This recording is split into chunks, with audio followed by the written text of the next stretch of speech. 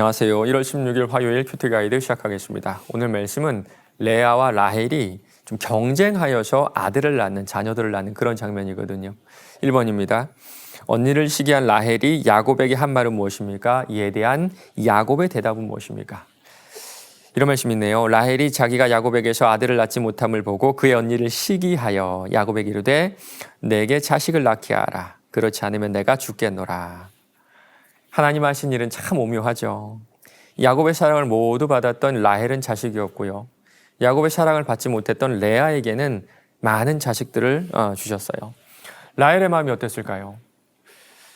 남편의 사랑을 다 독차지했지만 자녀가 없기 때문에 자녀가 없음으로 인하여 내 삶의 의미가 좀 없다고 그렇게 여겼던 것 같습니다. 그래서 야곱에게 아이를 낳게 하지 않으면 죽겠다 이런 협박성 있는 그런 이야기를 하죠. 훗날에 라헬은요 베냐민을 낳다가 죽게 되거든요. 말이 씨가 된 것은 아닌가라는 생각을 하게 됩니다. 그리고 라헬은요 아직 하나님을 잘 몰랐던 것 같아요. 지금 자신이 아이를 낳지 못하는 이유를 야곱에게, 사람에게 돌리는 모습 볼 수가 있는데요. 반대로 야곱은 알았던 것 같아요. 야곱이 라헬에게 성을 내어 이르되 그대를 임신하지 못하게 하시는 이는 하나님이시니 맞는 말이죠. 생명이 하나님께 달렸다. 이 말씀 참 맞는 말인데요. 그런데 도대체 이런 일이 왜 생겼을까라고 봤을 때 그 야곱의 책임을 책임이 없다라고 얘기할 수는 없을 것 같아요. 외삼촌의 집으로 도망친 이유도 그렇고 지금 이렇게 라헬이 분노하게 레아와 라헬이 경쟁하게 하는 것도 이 야곱의 탓이라고 할 수가 있죠.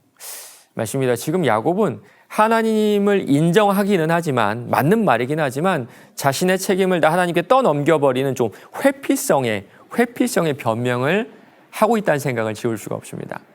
2번입니다. 라헬이 여종을 통해 얻은 아들들의 이름과 뜻은 무엇입니까? 라헬이 이르되 내가 언니와 크게 경쟁하여 이겼다 하고 그 이름을 납달리라 하였더라. 납달리. 자기가 아들을 낳지 못하기 때문에 대안을 강구를 하게 되는데요. 자신의 여종이었던 빌하를 야곱에게 붙여주게 됩니다. 그런데 이 사건이 좀 오래전 이야기를 떠오르게 하지 않으세요? 야곱의 할머니였던 그 사라가 자신의 여종 하갈을 통해서 이스마엘을 낳게 되죠. 그때 일을 생각나게 하는데요. 그러고 보면 앞으로 일어날 일들이 좀 불길할 것이다. 좋지 않은 일이 일어날 것이다 라고 우리가 좀 생각해 볼 수가 있는 것 같아요. 빌하는 아들 둘을 낳는데 하나는 단이고 하나는 납달리죠. 납달리의 이름은요. 경쟁하여 이겼다 그런 뜻입니다. 맞습니다. 지금 라헬은 언니와 좀 경쟁의식을 느끼고 있는 거예요. 경쟁의식. 단이란 이름의 뜻은 판단하다, 재판하다 뭐 그런 뜻이거든요. 라헬이 이르되 하나님이 내 억울함을 푸시려고 내 호소를 들으사 내게 아들을 주셨다 하고 이로 말미암아 그의 이름을 단이라 하였으며 도대체 뭐가 억울했을까요? 뭐가? 저는 성경에는 없지만 이런 일들이 언니와 동생 사이에 있었던 것 같아요. 레아가 이렇게 말하지 않았을까요? 너 아이 없지? 하나님이 벌하신 거야. 네가 내 남편 뺏었기 때문에 네가 자녀를 낳지 못하는 거야. 라헬 입장에선 참 억울하지 않았을까요? 정말 가슴이 답답하다, 복장이 터진다 이 말이 라헬의 심정이었을 것 같은데요. 이 억울함을 누가요? 단이 풀어줬다. 이렇게 여기고 있었던 겁니다. 3번입니다. 레아가 여종을 통해 얻은 아들들의 이름과 뜻은 무엇입니까? 11절 13절인데요.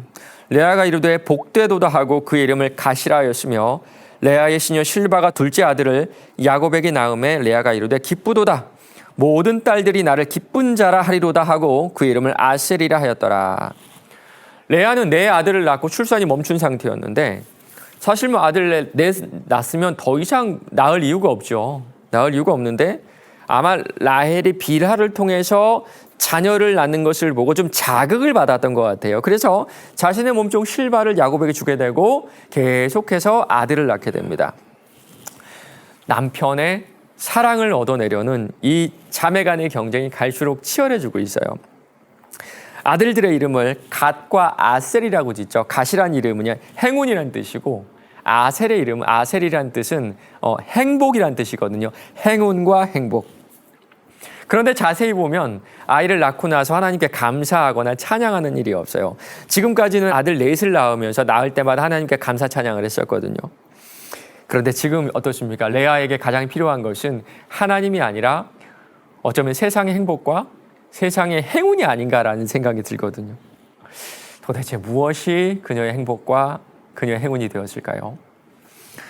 4번입니다. 라헬과 레아가 여종을 통해서까지 자녀를 낳은 이유가 무엇인지 묵상해 봅시다. 어떤 사람이 이런 얘기 하더라고요. 질투는 욕망이다. 질투는 욕망이다. 그리고 그 욕망은요, 나랑 가장 가까운 사람들, 나랑 비슷한 사람들을 통해서만 생각이 난대요. 맞는 것 같아요. 저도 우리나라 최고의 부자인 삼성그룹 회장에 대해서는 질투심이 느껴지지가 않거든요. 전혀 그런 게 없습니다. 재산이 조 단위가 넘잖아요. 와, 부럽다 생각이 드는데 질투가 나진 않아요. 그런데 저보다 비슷한 사람들이 저보다 잘 되거나 저보다 좀 나은 모습을 보이면 질투심이 생기더라고요. 그리고 그 질투의 결과도 좋지가 않습니다. 좀 제 스스로는 절망감이 들기도 하고 저한테 아무 잘못도 하지 않은 그 상대방에 대해서는 좀 미운 마음이 들기도 하고 좀 잘 안 됐으면 좋겠다. 이런 마음이 가끔 들기도 하거든요. 라헬과 레아가 이렇게까지 한 이유도 바로 여기 있지 않을까요? 한 사람은요, 언니라는 이 태생적인 넘을 수 없는 이 위치를 질투했고요. 한 사람은 외모라는 정말 어쩔 수 없는 이 조건을 질투했어요. 질투가 질투를 낳고 질투가 또 그 질투를 낳아서 이제는 자녀까지 경쟁하게 됐던 겁니다. 그리고 그 질투가 질투를 또 낳아서 그렇게 태어난 아이들이 형제 요셉을 외국에다 팔아버리죠. 찬양 가사 중에 이런 게 있어요. 사람을 보고 세상을 보니 만족함이 없었네. 나의 하나님 그분을 볼 때 나는 만족하였네. 옆을 보면서 질투를 우리가 선택하기보다는 위를 보면서 만족을 선택하는 것이 훨씬 더 행복한 인생이 아닐까라는 생각을 해보게 됩니다. 5번입니다. 나도 다른 이들이 가진 것을 시기해 본 적이 있습니까? 자족의 삶을 살기 위해 지금 내가 결단할 것은 무엇인지 생각해 봅시다. 여러분 어떠세요? 저는요 정말 많습니다. 저는 정말 많아요. 어릴 때는 좀 지금보다 젊었을 때는 근거 없는 자신감이 있었거든요. 지금 생각해 보면 교만함이었고요, 오만함이었습니다.